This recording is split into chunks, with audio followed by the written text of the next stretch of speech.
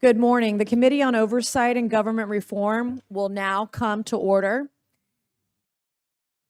And we welcome everyone this morning. Without objection, the chair may declare a recess at any time. I recognize myself for the purpose of making an opening statement. Good morning, and thank you for joining us for this discussion on the federal government and artificial intelligence today. AI is no longer some futuristic idea. It's here, and it's already reshaping everything from healthcare and national defense to finance and fraud prevention. The federal government has a responsibility to harness this technology to make government work faster and more efficiently for the American people. Today, we'll highlight the critical uses of AI in the federal government, which create efficiencies, improve services, and save taxpayers a whole lot of money. The Department of Defense is using AI to improve decision-making and protect our men and women in uniform. Federal agencies are using AI to detect fraud before it happens. By using the technology to identify patterns of fraudulent behavior and working proactively to prevent improper payments. AI agents are beginning to help the administrative tasks, freeing up federal employees to focus on their mission instead of paperwork. However, barriers remain and challenges must be addressed so the government is to fully realize the benefits of this transformative technology. For example, many outdated legacy IT systems don't integrate with new technologies. A cumbersome procurement process limits agency access to some of the best new technologies, including those utilizing AI. And poor data management leads to information silos and duplicative work, which costs taxpayers money and prevents agencies from realizing the full potential of AI. This committee has continued to highlight these challenges and will play a major role in addressing them, including by continuing bipartisan legislative efforts from last Congress. This includes the Bipartisan Federal AI Governance and Transparency Act led by Chairman Comer and then Ranking Member Raskin, which laid out a vision for transparent and trustworthy AI use in government. It also includes the AI Training Extension Act, which I sponsored last Congress and reintroduced today. This bill will equip federal employees with the AI literacy and skills necessary to leverage AI across the federal government. I ask unanimous consent to enter into the record a statement from the Chairman Comer highlighting the pivotal role this committee has to ensure agencies deploy AI responsibly and the bipartisan efforts of the committee on these issues. Without objection, President Trump has rightly identified the importance of U.S. dominance in AI and has taken action to remove unnecessary barriers and unleash innovation. This is a refreshing reversal from the heavy-handed regulation-first approach to AI taken by the Biden administration. Last Congress, my subcommittee on cybersecurity, information technology, and government innovation held multiple hearings on the disastrous impacts of overreaching policies, and I was relieved to see the former President Biden's AI executive order rescinded on day one. This was a critical first step, and since then, the White House has directed agencies to prioritize the deployment of AI and improve procurement processes to eliminate barriers to the federal government's use of AI. I believe it's important for this committee to watch these developments closely and work to ensure the executive branch has the tools and authorities to deploy AI at scale and realize the full potential of this incredible technology. I want to thank each of our witnesses this morning for sharing their time with us today, and I look forward to hearing from each of you. I also want to thank my colleagues from the other side of the aisle who showed up in great number this morning, too. I appreciate your interest in this topic. This has been a bipartisan topic for this committee. And with that, I would like to recognize Ranking Member Lynch for his opening statement. Thank you very much. Good morning, Madam Chair. And again, thank you for calling this hearing on the use of artificial intelligence in our government. Optimizing the federal government's use of technology has long been a bipartisan priority of this committee. Indeed, as you know, Madam Chair, our late colleague and friend Jerry Conley was a steadfast champion for using modern technology to improve the delivery of government services, strengthen oversight, and enhance public trust. We continue to fight his fight on this and so many other critical challenges facing our government. We cannot sit here, however, and have the traditional bipartisan conversation about federal IT modernization without acknowledging the fact that the Trump administration, Elon Musk, and DOGE are leading technology initiatives that threaten the privacy and security of all Americans and undermine our government and the vital services it provides to red states and blue states. Musk may say he has stepped away from his role in the federal government, but his recklessness will continue to have devastating consequences for America for years, possibly decades to come. Today, we'll work to better understand the disaster and danger the Trump administration has created by turning our government over to his biggest campaign donor and people who are more interested in self-enrichment than public service. Since President Trump's inauguration, he has given Elon Musk free rein to terrorize our civil servants and drive more than 275,000 federal employees from their jobs serving the American people. His Doge team has done this so capriciously that they have had to go back to people that they originally fired and beg them to return to their jobs, serving our veterans, maintaining our nuclear stockpile, and fighting bird flu. At the Social Security Administration, whistleblowers have told us that the agency has lost so many critical information technology and support staff that very few of the remaining workers even know how to handle errors or alerts in their computer systems. This could mean missed checks and millions of seniors and people with disabilities losing access to their financial lifeline. While they purged the federal government of expertise, Elon Musk and Doge reportedly fed sensitive government data, including America's private personal information, into unvetted and unaccountable AI software.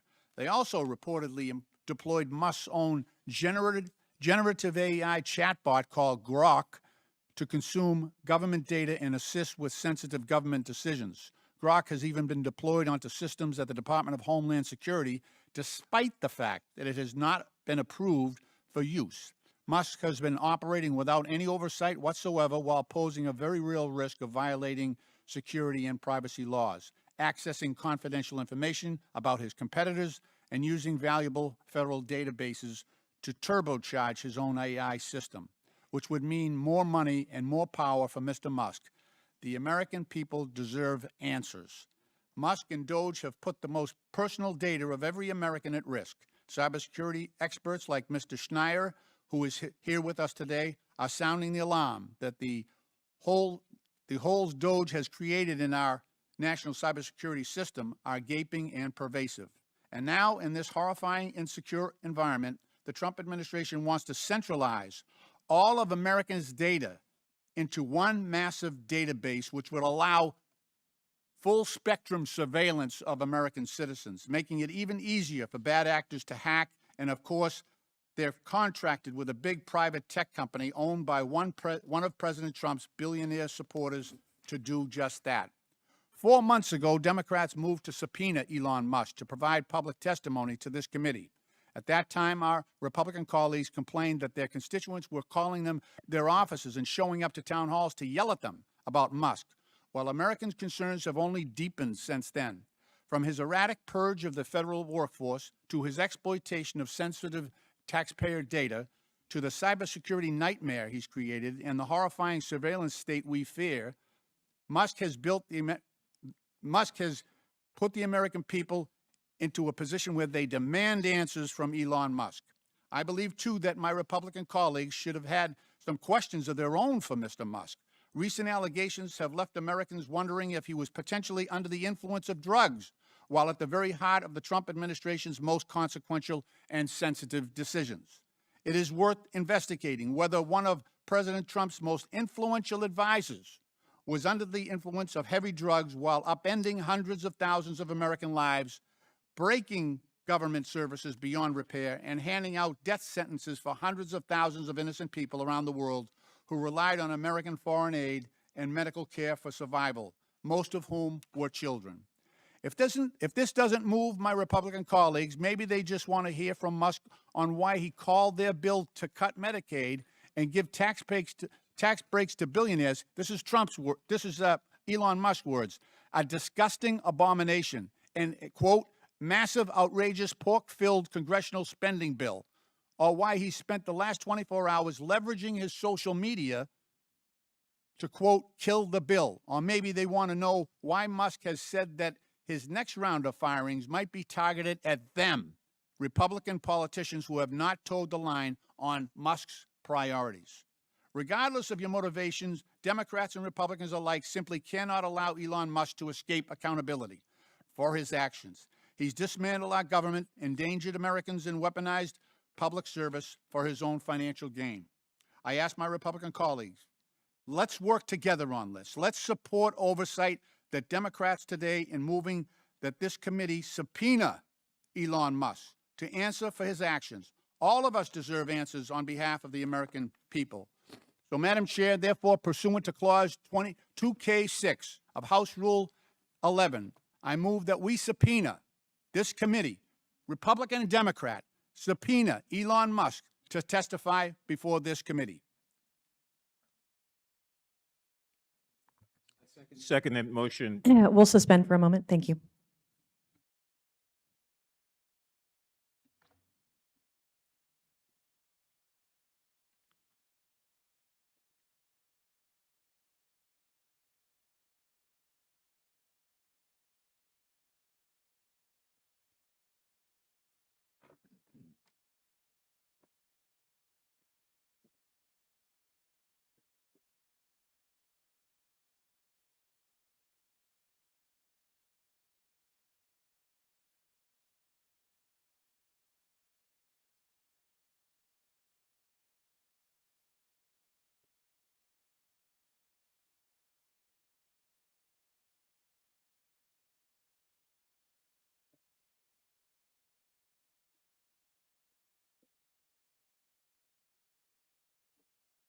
Man,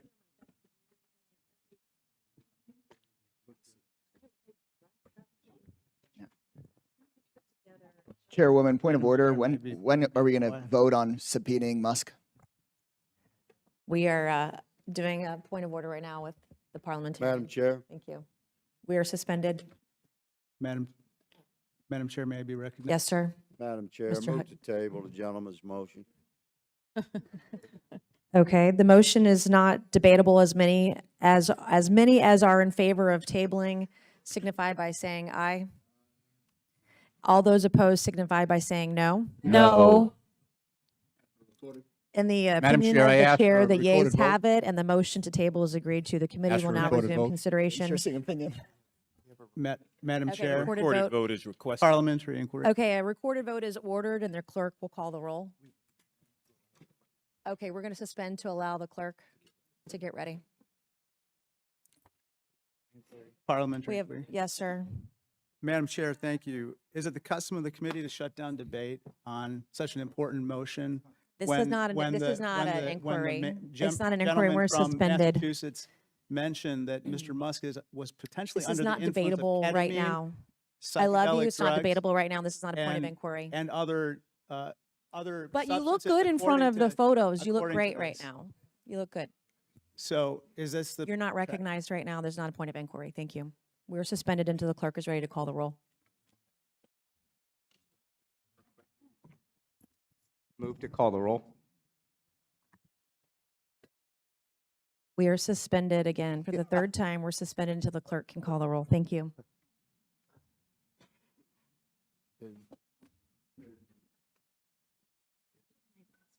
You know, you're gonna keep I know, posted on I know. how the job interviews are going. Which job Please, is Chair, are we gonna get posted on how these job interviews are going, please? Chair? Do you really want Elon Musk to come in here and answer your? You're real. Why don't you sit down, take the mic, and we'll have a debate on it. We're having a Let's plain debate. discussion. We're suspended. We starting to take ourselves too seriously. You know, I have a pretty good sense of humor. Yeah, and I always bring it to the table. So, I think we have. We've been engaged in somewhat honoring Jerry. Madam Chair, point of inquiry.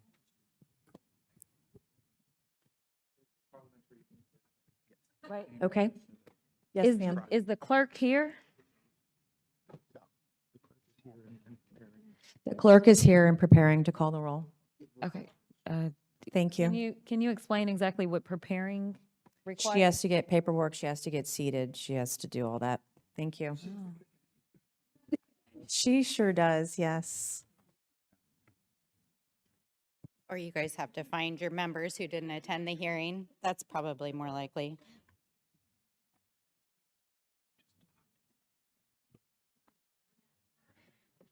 It's kind of Madam Chair? Inquiry, please. Yes, sir. Could You want we- more video with Elon we- behind you? You already got a Could we- good clip. Could we have a unanimous consent motion to structure debate for 10 minutes? Each side gets 5 minutes. We're in the to middle debate of, we're getting whether ready to he do a was under the recorded vote. We influence of can't do that. drugs. We're not able to do that right now. Let's do the recorded vote, then we can talk about it after. Thank you. Why? Go ahead.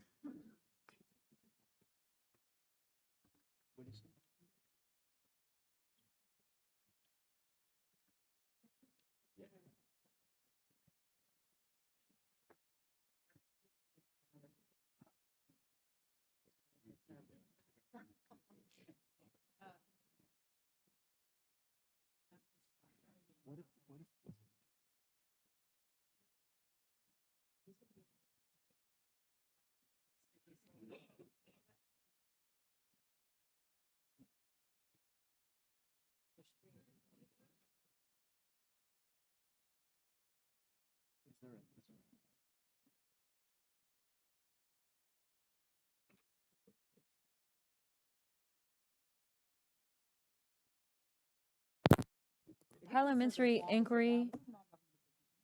Yes, ma'am. Do we have an assistant clerk that can move maybe a little bit faster? We have a room full of people. This is not an inquiry, thank you. It was a question. Do we have an assistant clerk? It's not a parliamentarian inquiry, so no, we're not having this debate. But it is a point of order. It's not. It And we're, will it's check not- with this is not, a parliamentarian. motion to table is not debatable, thank you. We're not debating that. It's not, We're we asking weren't about the asking for a clerk. point of order. With the parliamentarian rule on a point of order, Is the parliamentarian The here? gentleman must state his point of order. it was the gentlelady's point of order that was overruled because it was determined that it was not a point of order, when in fact it is. I think that she should be allowed to. She stated it was an inquiry, not a point of order, my recollection. But if she would like to restate it, that's fine. Madam Chair, point of order. Yes, ma'am.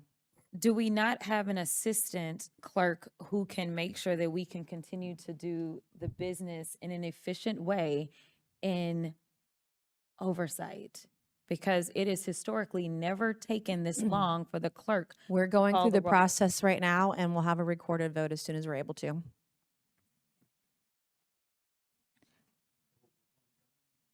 Just to restate the lady's point, the gentlelady's point, Democrats are here.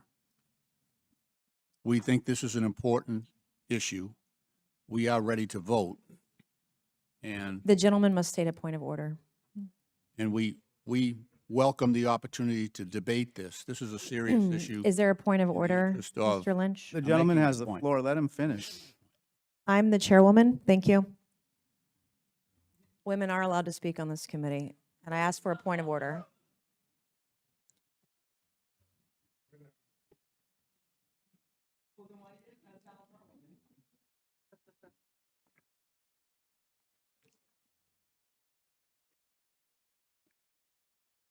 Point of inquiry.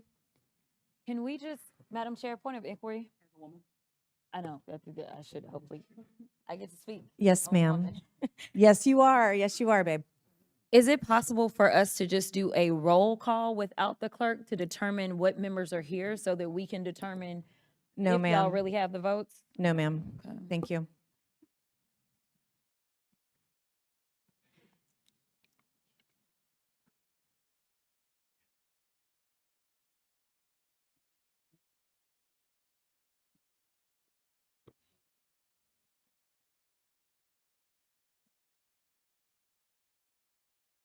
For those of you watching at home, the Republicans are not in the room, so they're trying to find their members so that they can. You do are the not recorded recognized, vote. Ms. Stansberry. Thank you. You can be quiet now. Neither are any of your members because they're not in the room. Thank you.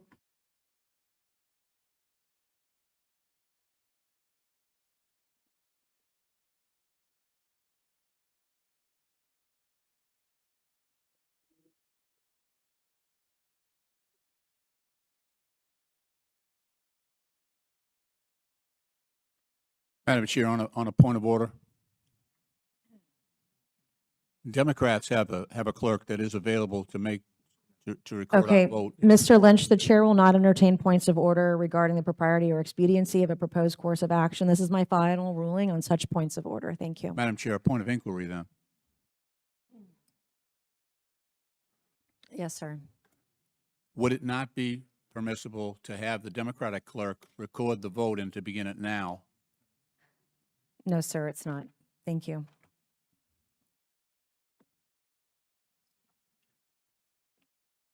Madam Chair is, Madam Chair, Yes, ma'am. is the only reason we can't take a vote is because y'all were about to lose it? Is there a point of inquiry here? Because I didn't hear one. That was my inquiry. Is the reason That's we not couldn't a take the valid vote- inquiry. Thank you. Oh, okay.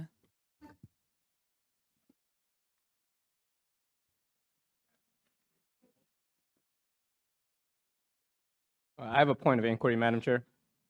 I was just wondering, sir. being new to this committee, what's the basis or rule on which you are overturning, not allowing the Democratic clerk to start the vote?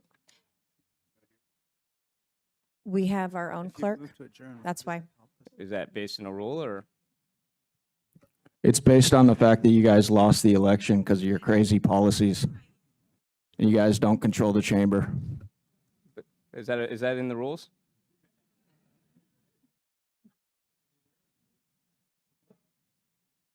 Madam Chair, just wanted to follow up. Would appreciate an answer to the question. Is there something in the rules that prevents, we have witnesses who've flown in from around the country. This is committee practice. Thank you for your inquiry. And we'll start the vote momentarily. Thank you.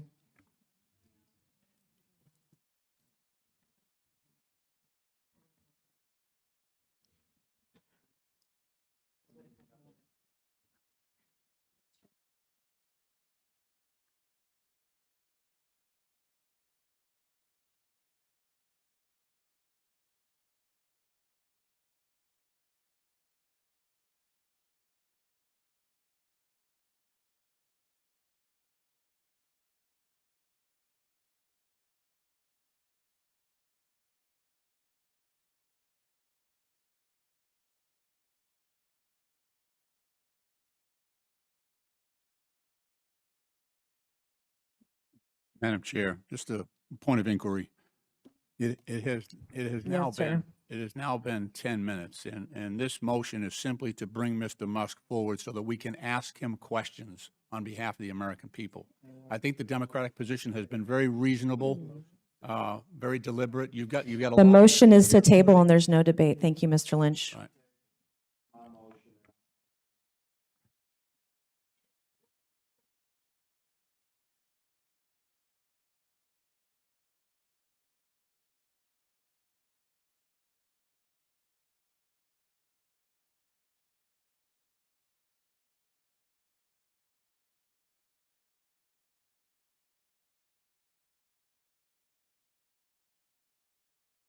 Again, Madam Chair, the Democrats are all here and we're ready to vote. It is now 11 minutes. You're not recognized, but you do look good for your clips later for social Well, media thank with you. the I with appreciate Elon that. and all the words behind it. It looks good. Appreciate The it. blue is good with the red. I color. appreciate Looks that. good. Thank you. Thank you. Really appreciate that. Thank you. Madam Chair, parliamentary inquiry in a minute. Will it be another minute? Probably 12, right? Could be. It's debatable depending on the math, I suppose.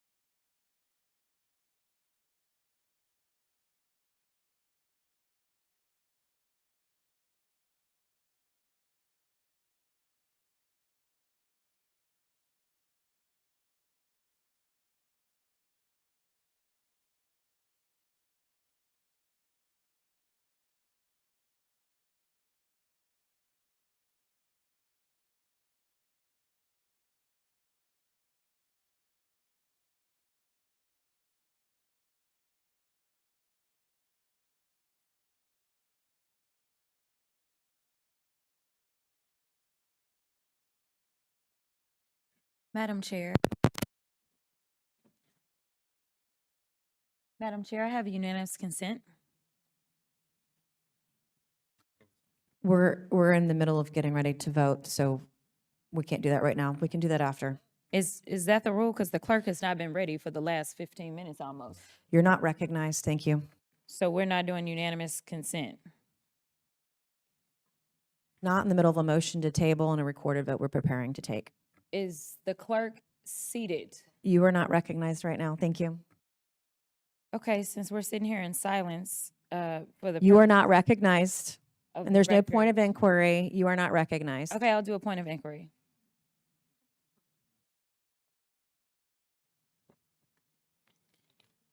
Okay. I am seeking an inquiry to determine whether or not it is okay to put it into the record that at the time that this motion was called, only Mr. Gosar, Mr. Groffman, Mr. Higgins, Mr. Fallon, and Mr. Crane, along with yourself, were the only Republicans that were actually in the room. This is not a real point of inquiry. You're not recognized on it either. Thank you.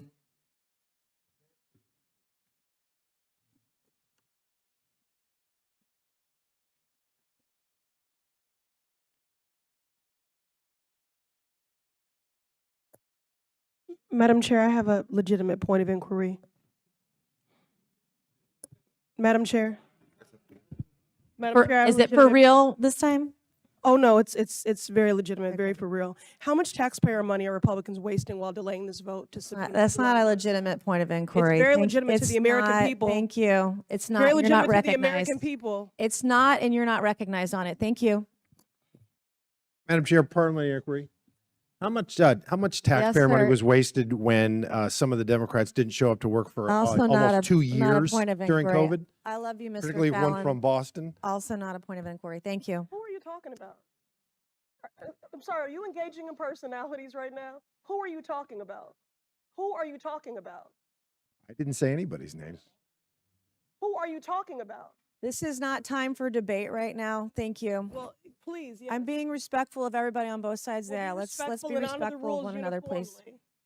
I'm from This is not- Pittsfield and I was This here. is not debatable. We're not having a debate on this. We're getting ready to take a Goodbye. recorded vote.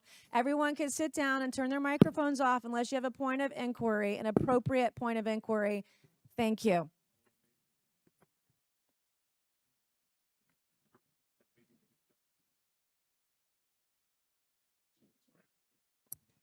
To be on the House floor eulogizing a black woman in Georgia because of your policies.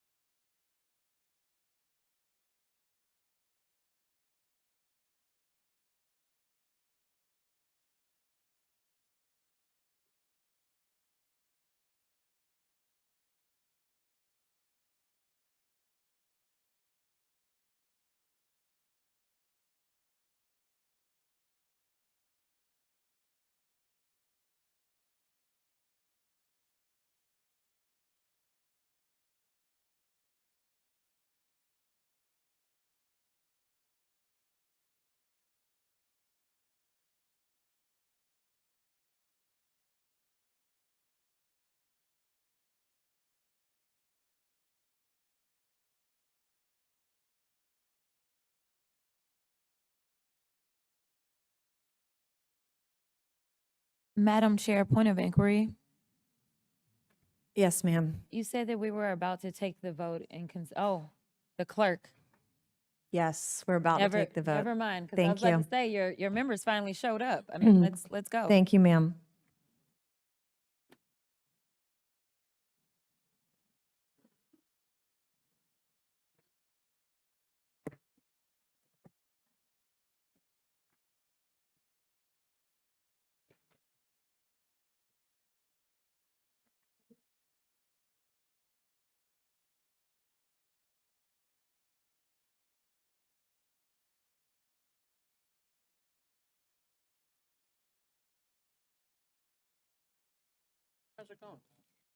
It's been interesting.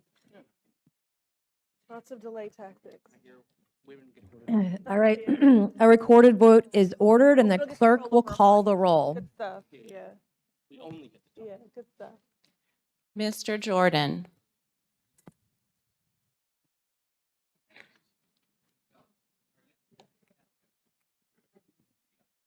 Mr. Jordan votes yes. Mr. Turner.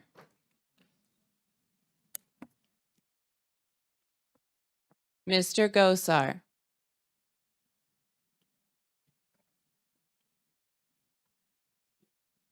Ms. Fox. Yes. Ms. Fox votes yes. Mr. Grothman. Mr. Grothman votes yes. Mr. Cloud. Mr. Cloud votes yes. Mr. Palmer. Mr. Palmer votes yes. Mr. Higgins. Mr. Higgins votes yes. Mr. Sessions. Mr. Sessions votes aye. Mr. Biggs. Mr. Fallon. Mr. Fallon votes aye. Mr. Donalds. Mr. Donalds votes yes. Mr. Perry. Mr. Perry votes aye. Mr. Timmons. Mr. Timmons votes yes. Mr. Burchett. Mr. Burchett votes yes. Ms. Green. Ms. Green votes yes. Ms. Boebert. Ms. Luna. Ms. Luna votes aye. Mr. Langworthy. Mr. Burleson.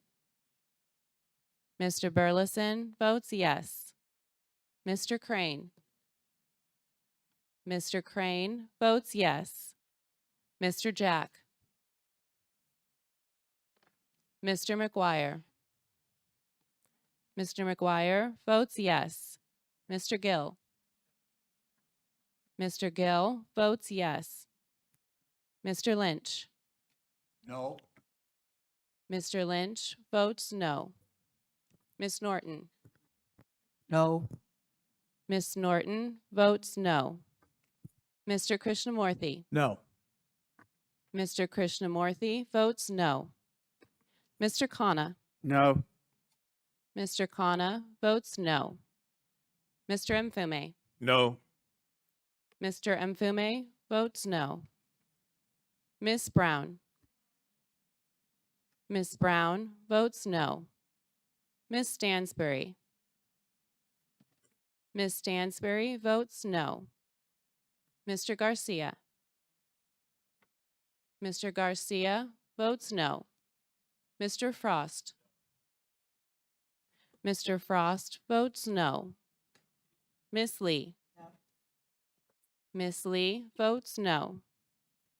Mr. Kassar. No. Mr. Kassar votes no. Ms. Crockett. No. Ms. Crockett votes no. Ms. Randall. Ms. Randall votes no. Mr. Subramaniam. Mr. Subramaniam votes no. Ms. Ansari. No.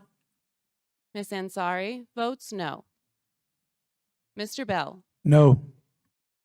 Mr. Bell votes no. Ms. Simon. Ms. Simon votes no. Mr. Min. No.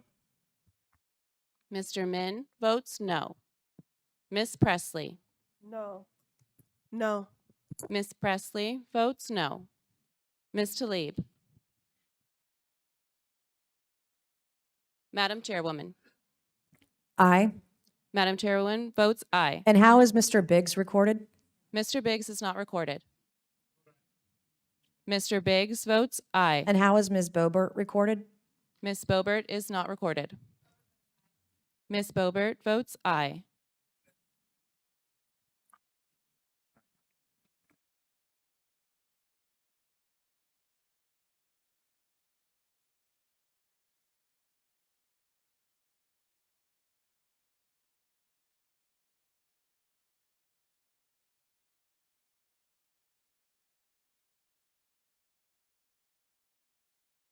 Madam Chair, parliamentary inquiry.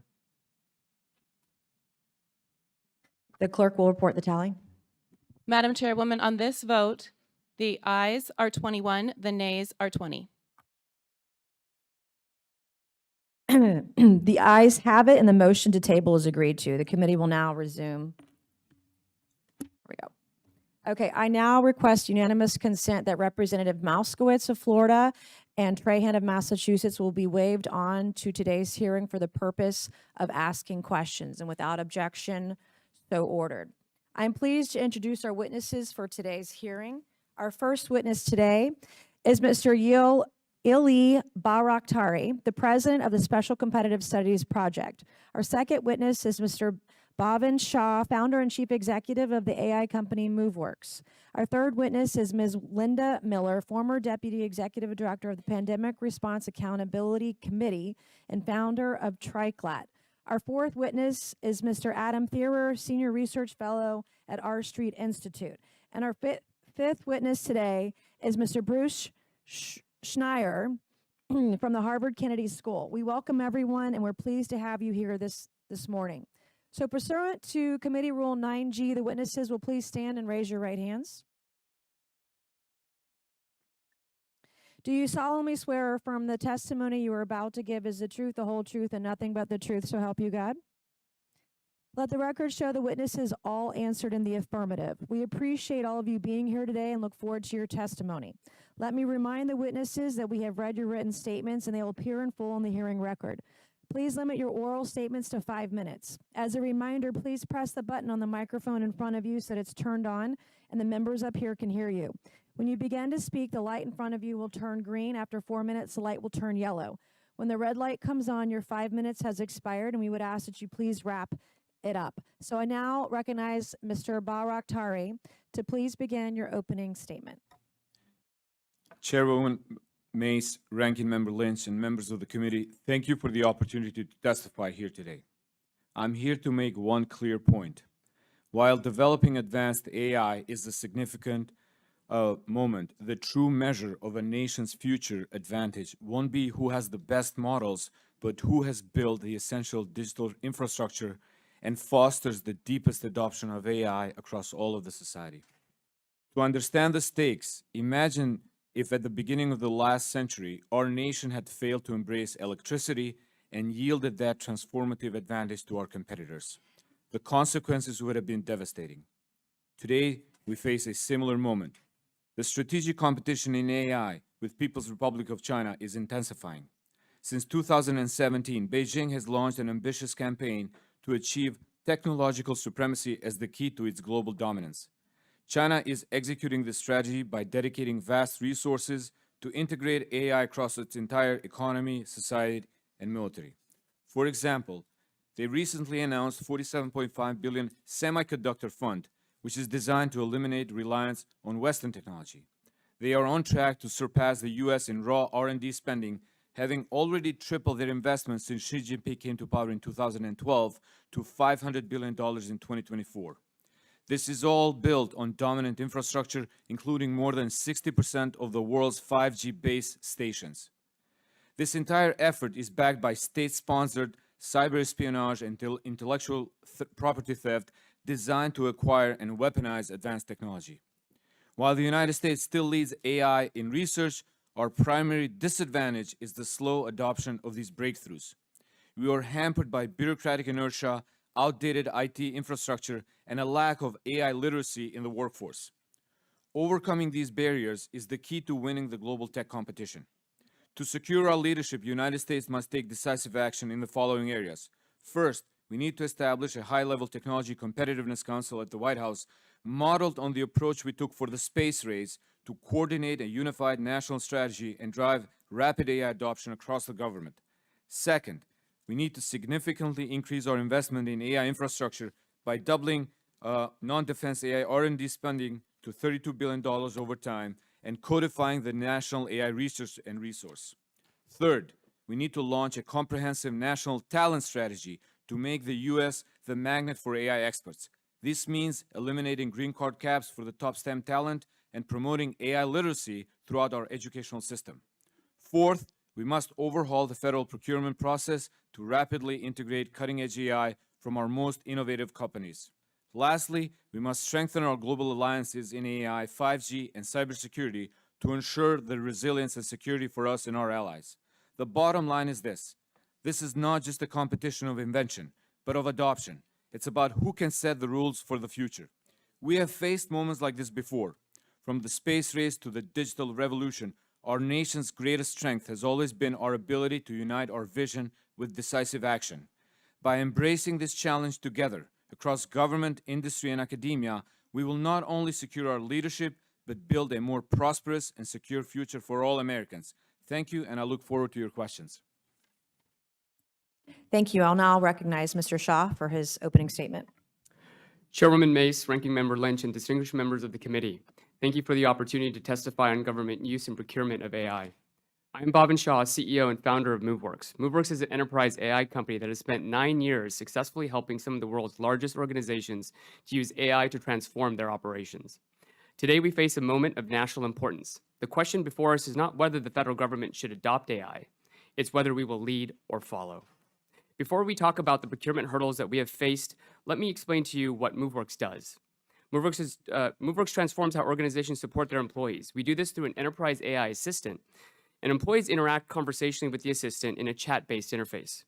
They can get IT support, ask HR questions, and find company information. But the assistant is not just for looking up information. It can also be used to take action, such as scheduling time off or obtaining software licenses. Behind the scenes, our platform integrates with all of an organization's technology systems. Because the AI assistant is a single unified tool, employees no longer have to log in and out of multiple systems to get work done.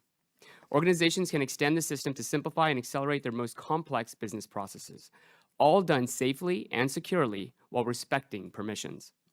We do this work by combining top-tier language models like OpenAI's GPT-4, Meta's Llama 3, as well as other models from Google's DeepMind, Microsoft, NVIDIA, just to name a few.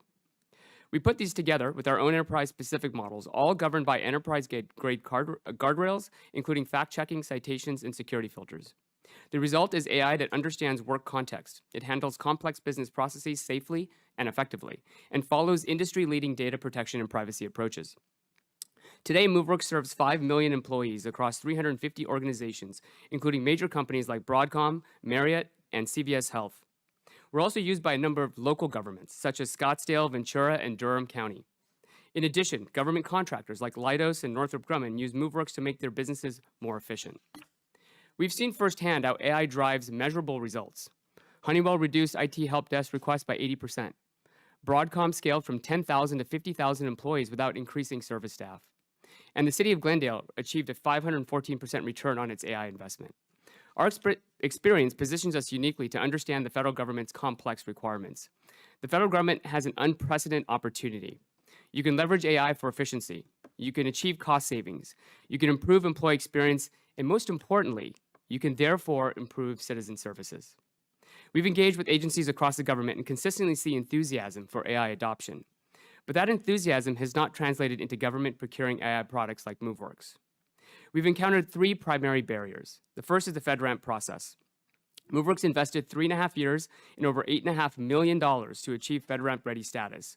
This is a prohibitive barrier for smaller AI innovators, the companies that often develop the most cutting-edge solutions. Second, complex reseller networks. These force innovative companies to work through intermediaries rather than directly with agencies, adding costs without adding value. Third, multi-year contracting vehicles. These favor large incumbents over agile AI companies. These create delays measured in years. Meanwhile, AI technology advances every month. American AI leadership requires action, not just intention. The private sector has demonstrated that AI adoption can both be rapid and secure when procurement processes match the pace of innovation. I recommend Congress consider immediate steps to improve government use and procurement of AI. Embed AI education and adoption goal in agency leadership performance plans. Create government developer programs for startups to learn federal systems. Scale AI proof of concept programs for rapid pilots to all agencies, similar to the Investment Horizons pilot program developed by the Office of the CIO within the Navy. And finally, establish agency innovator programs that allow smaller agencies to serve as test beds for AI implementations. Longer term, we must modernize acquisition policies. We must accelerate procurement timelines. The federal government employs the most important workforce in the world, the workforce that operates our democracy and defends our nation. These public servants deserve the same AI-powered tools that are transforming the private sector's productivity and effectiveness. We have a choice. We can modernize our procurement process to embrace AI innovation, or we can watch other nations take the lead in government AI adoption, while our agencies struggle with outdated processes and missed opportunities. I urge this committee to champion procurement reform. We need to maintain our competitive edge while serving citizens more effectively. Thank you, and I welcome your questions and discussions on these critical topics. Thank you. I'll now recognize Ms. Miller for her opening statement. Thank you, Chairwoman, Ranking Member, and members of the committee. My name is Linda Miller. I bring a unique perspective today because I spent 10 years at one of the world's most admired agencies, the GAO, as well as I'm also the co-founder of an AI technology startup. So I'm coming here with both the perspective of a long history in the oversight community, as well as some of the challenges that have already been raised about trying to bring innovative technology to the US government. As DOGE is seeing firsthand, it's hard, if not impossible, to try and impose private sector innovation on the federal government. The data challenges alone are formidable. Agencies collect data poorly if they collect it at all. Programs collect their own data in silos. They don't share it even amongst themselves, much less with other agencies. In many cases, agencies don't even know who they're paying. They send money to states in the form of grants, and from there, the money trail is opaque, making payment integrity almost impossible. At Tracklight, to help illuminate who one federal agency was paying, we spoke to a company who FOIAs data on invoices to state agencies and sells it. For our federal client, we were going to have to buy the data to tell them who they were paying. The same issue exists at the state level. GAO reported on a grant program that administered by one state in which a company applied for the same grant 13 times in neighboring counties and got it because the states didn't share that data. The size and complexity of the administrative state and the volume of regulations agencies must comply with make agility and innovation next to impossible. My fellow panelists have made some very smart suggestions about turbocharging the rip and replace efforts of legacy IT systems and removing procurement barriers. But we have to be realistic about how capable government is to enact these rapid changes, no matter how badly they're needed. I could spend my time this morning telling you about how we urgently need to adopt AI across government to remain relevant, achieve cost savings, and improve service delivery, as well as prevent fraud, waste, and abuse. But I think you already know that. So I'd like to talk about what proactively can be done to move the needle. GAO has reported that there's almost 25 existing AI requirements in federal law and guidance today. GSA has established an AI Center of Excellence, which was required by law. Agencies have inventoried AI use cases. They've put in place responsible AI officials, but the government continues to show anemic AI adoption overall. My fear is we've created yet another bureaucratic morass, hamstringing agencies with compliance work, and only added the layers of sludge, further slowing down AI adoption. There has been progress. Recent EOs have sought to improve data sharing, which will improve how agencies make use of data to use AI. And GSA's FedRAMP overhaul is a step in the right direction. I completely agree with Mr. Shah. He spent $8.5 million trying to get FedRAMP certified, and successfully getting FedRAMP certified. My small technology company is going to have to put out millions of dollars to do the same.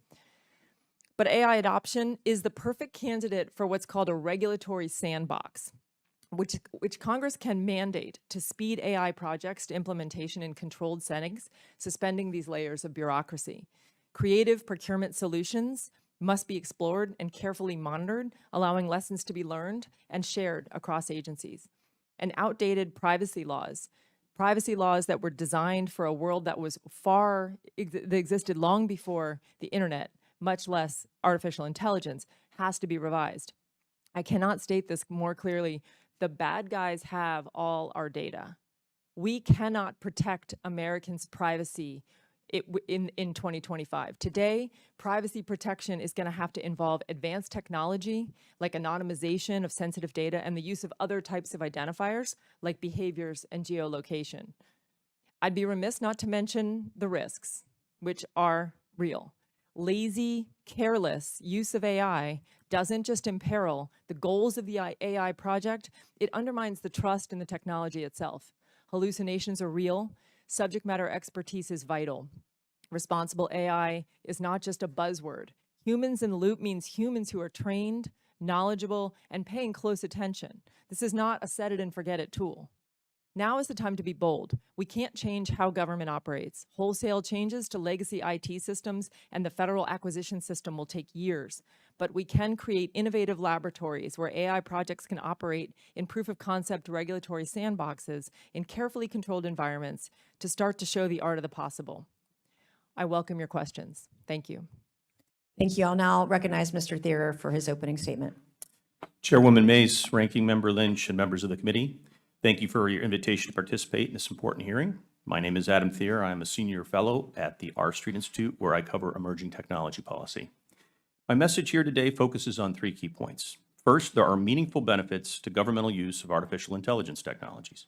Second, Congress and the Trump administration need to take steps to unlock those benefits by accelerating the modernization of government systems and policies. Third, we must appreciate the connection between broader AI regulation and the benefits the government itself can accrue from these systems. While the federal government is already integrating AI into systems and processes, progress has been slow, and there needs to be more urgency to tap the many benefits that AI can offer. The bipartisan House Task Force on Artificial Intelligence report from last December noted that, quote, each year the federal government spends over $100 billion on information technology and cybersecurity. Approximately 80% of this spending goes to operating existing legacy systems that are typically outdated and underpinned by archaic software and hardware components. AI can help address this persistent problem. Last year, the U.S. Chamber of Commerce released a study on how improved IT processes and aid agencies already help to, quote, modernize infrastructure, enhance citizen services, improve national security, and foster innovation, and unlock significant long-term cost savings and efficiencies along the way. Doing more with AI could generate even broader benefits. Accenture estimates that by tapping AI systems, federal agencies could unleash, quote, a productivity windfall for the U.S. government worth up to $532 billion annually by 2028. Just earlier this week, the UK government reported that a new trial of AI tools revealed how civil servants who use them freed up 2 weeks a year in working time, and 82% of them said they wanted to continue to use AI tools to boost their productivity. AI tools can be particularly helpful in simplifying paperwork and procedural hassles. AI has already been used to improve public records management at many different agencies, including